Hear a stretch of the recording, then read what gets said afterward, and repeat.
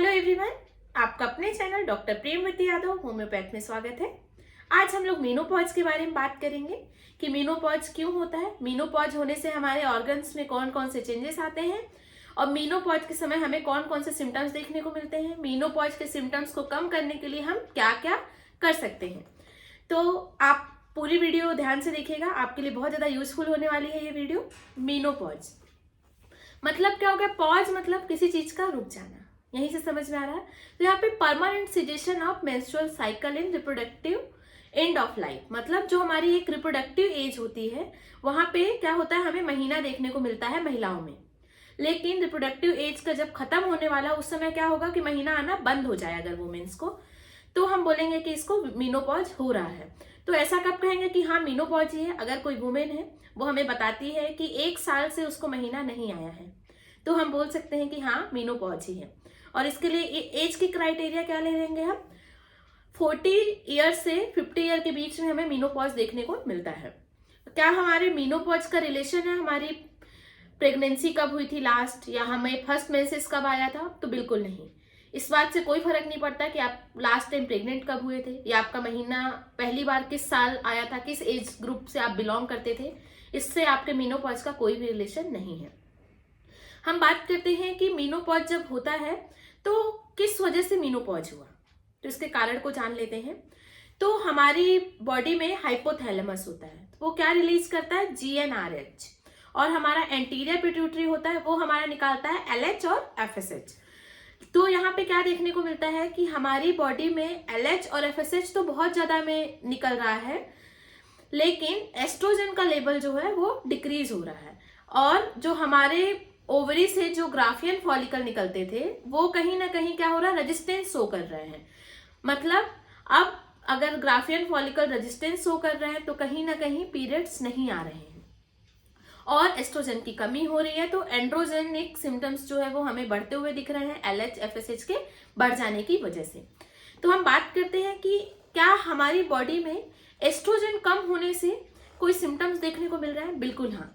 अगर एस्ट्रोजन कम हो रहा है तो सबसे पहले क्या हो रहा था, हमारी बॉडी क्या करती थी? बोन को प्रोडक्शन करती थी, ऑस्टियोब्लास्टिक।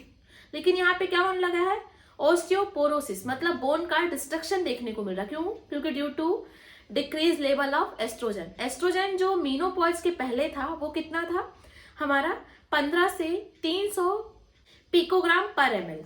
लेकिन मेनोपॉज के बाद इसकी वैल्यू जो है 10 से 20 पिकोग्राम पर ml ही देखने को मिलती है। मतलब बहुत ज्यादा कम हो गया है एस्ट्रोजन हमारी बॉडी से। तो कहीं ना कहीं हमें बोन का डिस्ट्रक्शन देखने को मिलने लगता है।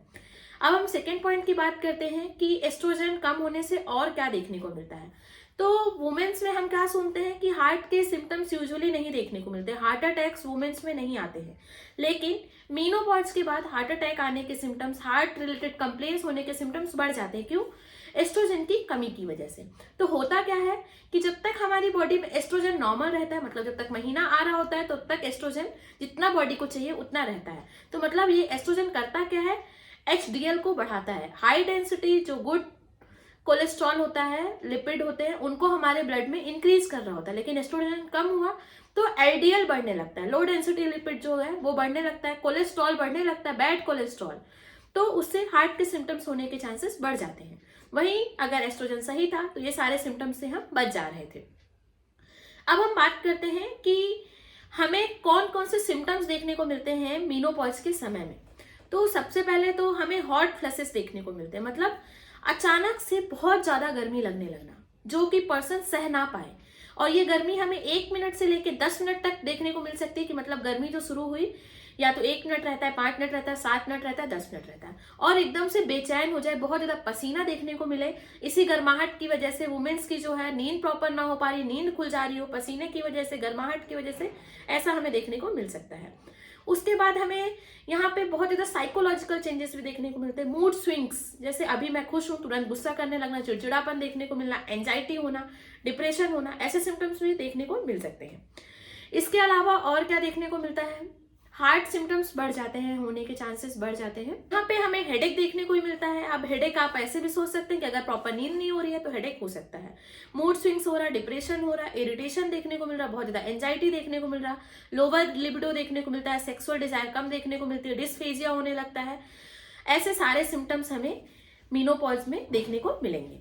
अब हम बात करते हैं कि यहाँ पे हमारे ऑर्गन्स में क्या चेंजेस देखने को मिलते हैं। क्या मीनोपॉज होता है तो ऑर्गन में बदलाव आते हैं? तो मैं कहूंगी बिल्कुल हाँ। जैसे जो हमारी ओवरीज थी वो क्या हुई, मान लीजिए ओवरी का साइज ये है तो ओवरी छोटी हो गई, श्रिंक हो गई, और ओवरी जो पिंक पिंक होती थी हमारी वो अब व्हाइट कलर की अगर ओवरी हो जाए तो हम बोलेंगे यस मीनोपॉज की तरफ हम जा रहे हैं। दूसरा हमें क्या देखने को मिलता है, जो हमारी फैलोपियन ट्यूब थी, ये हमारा ओवरी था, ओवरी से कनेक्टेड है हमारी फैलोपियन ट्यूब, फैलोपियन ट्यूब से कनेक्टेड है हमारा यूट्रस, जैसा कि मैं आपको डायग्राम में दिखा रही हूँ। तो जो हमारा फैलोपियन ट्यूब है वो भी एट्रोफाइड हो रहा, मतलब अगर इतनी मोटी नली थी तो वो नली छोटी हो रही है, एट्रोफाइड हो रही, जो उसमें सीलिया थे वो डिसअपेयर हो रहे हैं। तो मतलब जो फैलोपियन ट्यूब है उसमें भी हमें चेंजेस देखने को मिले। फिर हम अपने यूट्रस की बात करते हैं तो यूट्रस का भी साइज जो है छोटा हो रहा है, ठीक है। और उसके बाद जो हमारे यूट्रस में एंडोथीलियल थी, एंडोथीलियल क्या होती थी, हर महीने बनती थी, हर महीने फिर वो बाहर निकलती थी मेंसेस के थ्रू में, ब्लीडिंग करवाता था जो। लेकिन अब यहाँ पे क्या हो रहा है, एंडोथीलियल भी नहीं बन रहे हैं, यूट्रस भी छोटा हो रहा है, ये चेंजेस देखने को मिले हमें। और बोन में भी चेंजेस देखने को मिलते हैं, बोन का डिस्ट्रक्शन होना चालू हो जाता है, ओस्टियोपोरोसिस होने लगता है, क्योंकि एस्ट्रोजन की कमी हो रही थी। अब हम इसके वेजाइना की बात करते हैं तो वेजाइना क्या होती है, हमारी नैरो हो जाती है, क्योंकि इसकी इलास्टिसिटी कहीं ना कहीं हमें कम देखने को मिलती है और उसमें ग्लाइकोजन की कमी होती है, इसकी वजह से इसमें एल्कलाइन पीएच देखने को मिलने लगता है हमें। और एपिथीलियल जो होती है हमारी वेजाइना की वो भी यहाँ पे थिन देखने को मिलती है। अब हम सर्वाइकल सिक्रेशन की बात करते हैं तो जो भी सर्वाइकल से डिस्चार्ज थे वो उसका सिक्रेशन भी हमें स्कैंटी देखने को मिलता है, मतलब डिस्चार्ज जो है कम देखने को मिलते हैं। अब हम वल्वा की बात करते हैं तो वल्वा क्या हो जाता है, हमारा फ्लैट देखने को मिलता है, जो हमारे प्यूबिक हेयर होते हैं वो भी कहीं ना कहीं स्कैंटी हो जाते हैं, धीरे धीरे कम होने लगते हैं। अब हम ब्रेस्ट की बात करते हैं तो ब्रेस्ट में क्या होता है, फैट होता है, तो उसमें भी अगर मेनोपॉज आ गया है तो फैट का क्या होने लगता है, रीएब्जॉर्ब होने लगता है, मतलब फैट साइज जो होता है ब्रेस्ट का वो कम होने लगता है, निप्पल्स जो होते हैं वो छोटे हो जाते हैं, एट्रोफाइड होने लगते हैं, ऐसा हमें देखने को मिलता है। अब हम ब्लैडर की एंड यूरेथ्रा की बात कर लेते हैं तो ब्लैडर, नेक ऑफ ब्लैडर, मतलब जो हमारी यूरिनरी ब्लैडर थी वो क्या हो जाती है, एपिथेलियल उसकी बहुत ज्यादा पतली हो जाती है। अगर उसकी एपिथेलियल पतली हो गई है तो आप समझ सकते हैं कि ये प्रोन टू इन्फेक्शन, मतलब इसमें बहुत इजीली यूरिनरी ट्रैक्ट का इन्फेक्शन बार बार देखने को मिल सकता है मीनोपॉज के बाद। टोन्स की बात कर लेते हैं तो मसल टोन्स यहाँ पे हमें कम देखने को मिलता है, तो मतलब जो भी हमारी मसल्स थी जो हमारे यूट्रस को सपोर्ट कर रही थी वो प्रॉपर नहीं कर रही, तो उससे हमें क्या होता है, यूट्राइन डिसेंट देखने को मिलता है, मतलब यूट्रस का रिप्लेसमेंट हो जाना, यूट्रस का अपनी जगह से नीचे चला जाना, ऐसा देखने को मिल सकता है। हमारे वेजाइना में भी ऐसे सिम्टम्स देखने को मिल सकते हैं। और उसके बाद जो हमारी मसल टोन है वो भी कहीं ना कहीं कम हो जाती है। अब हम इसके मैनेजमेंट की बात करते हैं कि हम इन सारे सिम्टम्स को मैनेज कैसे कर सकते हैं। तो सबसे पहले तो आपको अपनी डाइट बहुत अच्छी रखनी है, तो उसमें आपको कैल्शियम इंटेक बढ़ाना है और प्रोटीन इंटेक बढ़ाना है। अगर आप मीनोपॉज की तरफ जा रहे हैं तो मैं आपको, वैसे भी अगर आप वुमेन्स हैं तो आपको दूध जरूर पीना चाहिए, वो गाय का भी ले सकते हैं, भैंस का भी ले सकते हैं, पैकेट का भी ले सकते हैं, वो आपकी चॉइस है।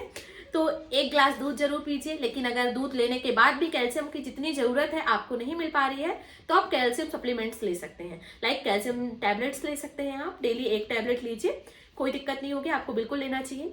इसके अलावा आप क्या कर सकते हैं, अगर आप अल्कोहल कंज्यूम करते हैं तो आपको अल्कोहल अवॉइड करना चाहिए, स्मोकिंग करते हैं तो स्मोकिंग की हैबिट्स को छोड़ना चाहिए, कॉफी इंटेक बिल्कुल नहीं करना चाहिए, अगर आप कॉफी लेते हैं तो धीरे धीरे करके अपनी आदत को खत्म करना चाहिए कॉफी का भी, कहीं ना कहीं कॉफी भी हमारे लिए हार्मफुल होता है मेनोपॉज के बाद, तो आपको ये सब करना चाहिए। और उसके बाद आपको सबसे इंपॉर्टेंट चीज की फिजिकल एक्टिविटी जरूर करनी चाहिए, तो फिजिकल एक्टिविटी को बढ़ानी चाहिए। और उसके बाद अगर इन सारी चीजों के बाद भी आपको लगता है कि आप ठीक नहीं हो रहे हैं तो आपको HRT लेना चाहिए, मतलब हार्मोन रिप्लेसमेंट थेरेपी होती है, तो ये करवाना चाहिए डेफिनेटली, और आपको डॉक्टर से ही मिलना चाहिए। जब ट्रीटमेंट लेना हो तो आप मुझे कांटेक्ट कर सकते हैं 7415107494 पे। ध्यान रखें, चैनल को सब्सक्राइब करें, वीडियो को लाइक करें, फैमिली एंड फ्रेंड्स के साथ शेयर करें। Thank you for